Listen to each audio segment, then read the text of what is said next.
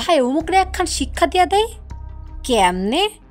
আরে ভাই জনাভিষেক ছেলে জোগাড় কইরা তার বাসায় তল্লাশি চালায়া যামু, কমু হেয়ার বাসায় ফ্যাসিস্টের দোষর লোকায় আছে, এরপর বাসায় ঢুকাইয়া সব তছনছ কইরা দিমু।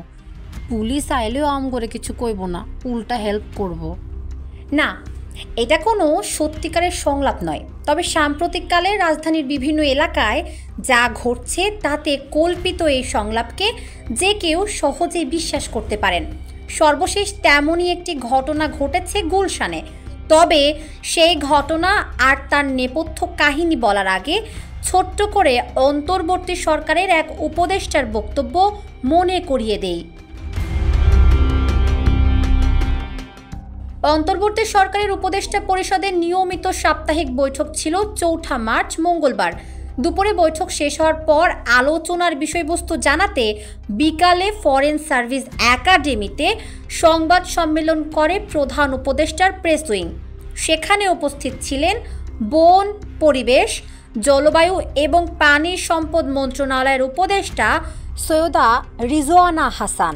সাংবাদিকদের এক প্রশ্নের জবাবে তিনি বলেন, মব জাস্টিস বা মোরাল পুলিশিংয়ের বিরুদ্ধে সরকার সবসময় শক্ত অবস্থানে।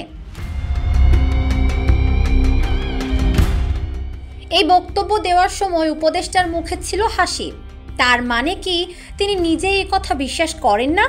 হয়তো তাই হবে, কারণ সংবাদ সম্মেলনে এমন বক্তব্য দেওয়ার পর একটি রাতও পার হতে পারেনি।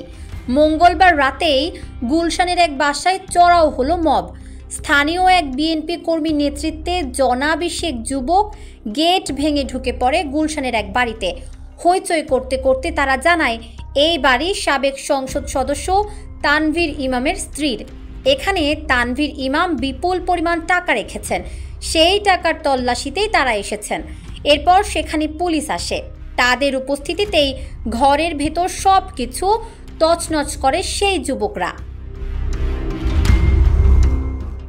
বাড়িটি রহমান শরীফ নামে এক শিল্পপতির, যিনি লাকসাম নামের গার্মেন্টস কারখানার মালিক। তার কন্যার সাথে বিয়ে হয়েছিল এইচ.টি. ইমামের ছেলে তানভীর ইমামের। তবে 2 যুগ আগেই তাদের ডিভোর্স হয়ে গেছে। তাদের ডিভোর্সের পরে এইচ.টি. ইমাম আওয়ামী লীগ আমলে প্রধানমন্ত্রীর প্রভাবশালী উপদেষ্টা হয়েছেন। তার ছেলে তানভীর ইমাম হয়েছেন সিরাজগঞ্জ 4 আসনের সংসদ সদস্য।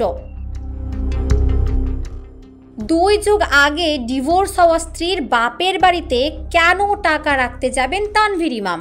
আর টাকা রাখলে তল্লাশি করার কথা পুলিশ কিংবা দুর্নীতি দমন কমিশনের, সেখানে একদল যুবক তল্লাশি জানাতে গেল কেন? আর পুলিশই বা কেন তাদের সহযোগিতা করলো?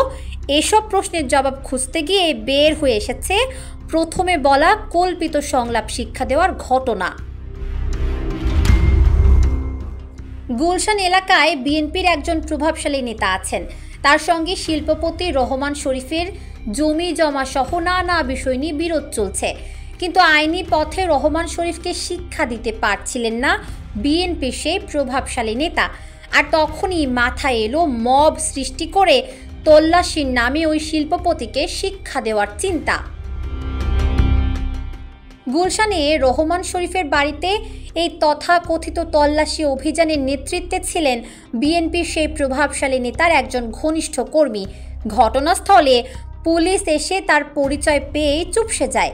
শুধু তাই নয়, ছাত্র জনতার নাম দিয়ে ওই যুবকদের কর্মকাণ্ডে সহযোগিতাও করে। টেলিভিশনে লাইভ আর বুধবার সামাজিক যোগাযোগ মাধ্যমে এ ঘটনার কথা ছড়িয়ে পড়ার পর সরকারের টনক নড়েছে।